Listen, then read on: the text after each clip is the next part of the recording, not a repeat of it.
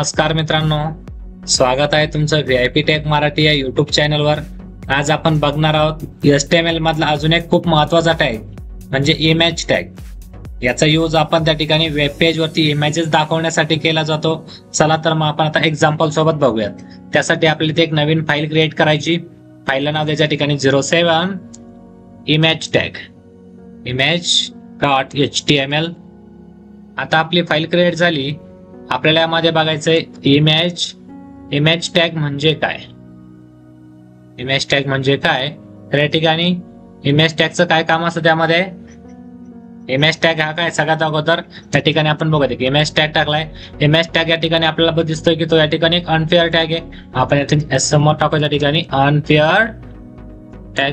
कारण काय या ठिकाणी इमेज टॅग हा काय त्या ठिकाणी अनफेअर टॅग आहे, म्हणजेच या ठिकाणी याला ओपनिंग आहे याला क्लोजिंग नाही, म्हणून आपण त्या ठिकाणी त्याला अनफेअर टॅग म्हणतो।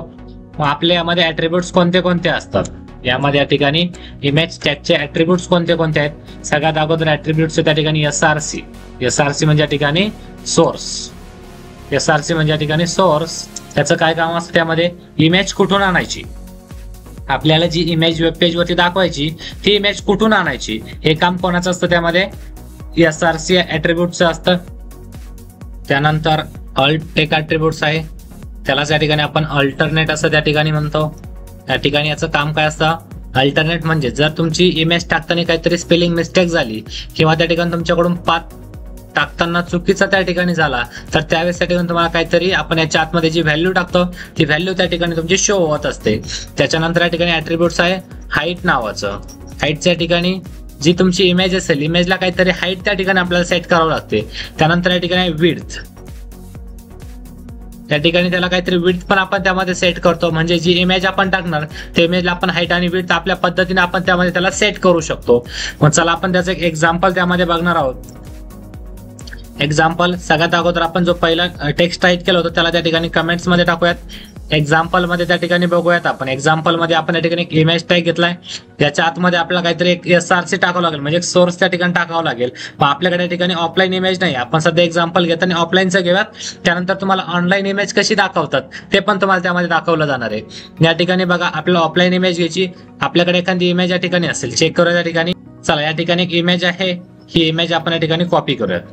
कॉपी केलोय, आपलं जे काही कोड असेल कोड मध्ये जाऊन या ठिकाणी तर फक्त पेस्ट करूया। पेस्ट, आपल्या इमेजला नाव काय या ठिकाणी day1 JPG। चला जी काही इमेज असेल ती इमेज आपल्याला त्यामध्ये टाकून द्यायची। मग टाकण्यासाठी या ठिकाणी डॉट, आपल्याला आता फाईलच्या बाहेर जायचं, फाईलच्या बाहेर जाण्यासाठी डॉट स्लॅश, त्यामध्ये घेतला day1.jpg, सेव्ह केला आणि आपल्या या ठिकाणी ब्राउझर वरती आपण रन करूयात। गो लाईव्ह वरती क्लिक केलंय, चेक करूया त्या ठिकाणी आपली जी काही इमेज होती ती इमेज या ठिकाणी आपल्याला सक्सेसफुली त्यामध्ये दिसते। आता याच्यामध्ये आपल्याला इमेजची हाईट विड्थ आपल्याला त्यामध्ये सेट करायची। आपल्याकडे ऑलरेडी ऍट्रिब्यूट्स आहेत, चला आपण या ठिकाणी टाकूयात। त्याला हाईट सेट करायची, हाईट आपण या ठिकाणी देऊयात त्याला 300 पिक्सल त्या ठिकाणी आपण त्यामध्ये देऊयात। सेव्ह केलं आणि ब्राउझर मध्ये जाऊन आपण या ठिकाणी चेक करूयात।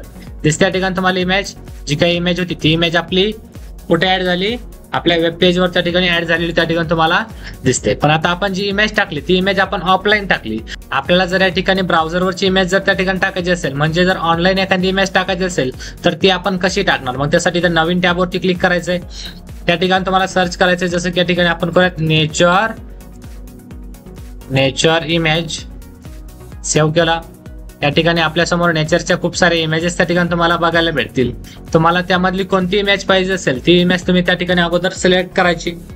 आपल्या समोर या ठिकाणी खूप सारे इमेजेस त्या ठिकाणी ओपन झालेले दिसतात, आपल्याला ही इमेज त्या ठिकाणी घ्यायची। जी इमेज पाहिजे त्या इमेज वरती एकदा क्लिक करायचंय। क्लिक केल्याच्या नंतर तुमच्या समोर साईडला या ठिकाणी इमेज ओपन होईल। या ठिकाणी बघा तुम्हाला इमेज या ठिकाणी ओपन झालेली दिसते। आता तुम्हाला ही इमेज त्या ठिकाणी घ्यायची, मग या इमेज वरती राईट क्लिक करा। राईट क्लिक केल्याच्या नंतर तुमच्या समोर तर खूप सारे ऑप्शन त्या ठिकाणी येतात, या ठिकाणी तुम्हाला क्लिक करायचे कॉपी इमेज ऍड्रेस वरती क्लिक करायचे।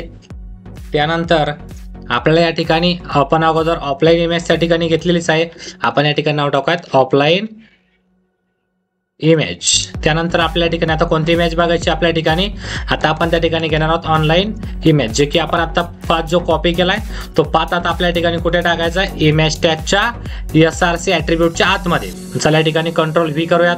जो आपण पाथ त्या ठिकाणी कॉपी केला होता तो आपण या ठिकाणी ऍड केलाय. सेव्ह करूयात आणि ब्राउझरमध्ये जाऊन एकदा चेक करूयात. आपली जी एक इमेज होती ती इमेज या ठिकाणी तुम्हाला दिसते, पण त्याची हाईट थोडीशी जास्त त्या ठिकाणी तुम्हाला दिसते. तुम्हाला पण वाटलं पहिली जी इमेज होती त्याची इतकीच हाईट आपल्याला यामध्ये घ्यायची, तर आपण त्यासाठी काय करणार, या ठिकाणी हाईट नावाचे एक ॲट्रिब्यूट्स त्या ठिकाणी देणार. त्यामध्ये आपण या ठिकाणी 300 पिक्सलच त्यामध्ये ऍड करणार आहोत. सेव्ह केला, ब्राउझरमध्ये जाऊन चेक करूयात. या ठिकाणी तुम्हाला दोन्ही पण इमेजची हाईट आता त्या ठिकाणी सेम दिसत आहे. त्याच्यानंतर आपल्याकडे अजून या ठिकाणी एक अल्ट नावाचं एक ॲट्रिब्यूट्स होतं. या अल्ट नावाच्या ॲट्रिब्यूटचं काय काम आहे त्यामध्ये आपण बघूयात. जसं की ही URL असणार आहे, आपण याच्या अगोदर आधी काहीतरी सेट करूयात अल्ट नावाच्या ॲट्रिब्यूटमध्ये. चला मग त्यामध्ये आपण टाकूयात इमेज नॉट फाउंड असं आपण त्यामध्ये नाव टाकूयात. आणि ही जी काही इमेज होती त्याचा काहीतरी पाथ आपण चुकीचा करूयात. एक स्लॅश आपण तिथं काढून टाकलाय. सेव्ह केलं, ब्राउझरमध्ये जाऊन चेक केलं. एवढा फरक पडणार नाही एका स्लॅशने, त्यामुळे आपण अजून या ठिकाणी 2 स्लॅश काढून एंटर करूयात. इथं तुम्हाला काय दिसतंय आता, इमेज नॉट फाउंड, म्हणजे जी काही इमेज होती ती इमेज या ठिकाणी त्याला फाउंड होत नाही, म्हणून या ठिकाणी अल्ट नावाचे ॲट्रिब्यूट्स त्याने त्या ठिकाणी शो केलंय.